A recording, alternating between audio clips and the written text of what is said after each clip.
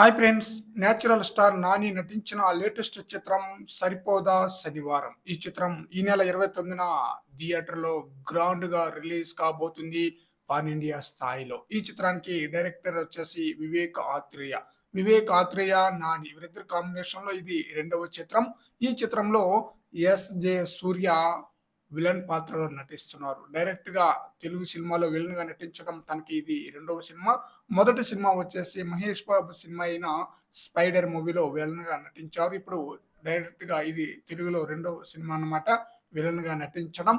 అయితే natural star Nani tier 2 హీరోలో biggest రికార్డ్‌నైతే క్రియేట్ చేశారన్నమాట. ఫస్ట్ డే కలెక్షన్ పరంగా 24.85 కోట్ల గ్రాస్ కలెక్షన్ రాబట్టారు ఫస్ట్ డే.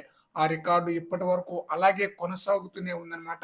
ఈ మధ్య కాలంలో రిలీజ్ అయిన టైర్ 2 హీరోల్లో ఎవరు కూడా ఆ రికార్డ్‌నైతే టచ్ చేయలేదన్నమాట. ఇప్పుడు నాని తన యొక్క రికార్డ్‌ను తనే బ్రేక్ చేయాల్సిన సమయం అయితే వచ్చేసిందన్నమాట. 'సరిపోదా శనివారం' మూవీతో. 'సరిపోదా శనివారం' మూవీపై భారీ హైప్ అయితే వచ్చేసిందన్నమాట.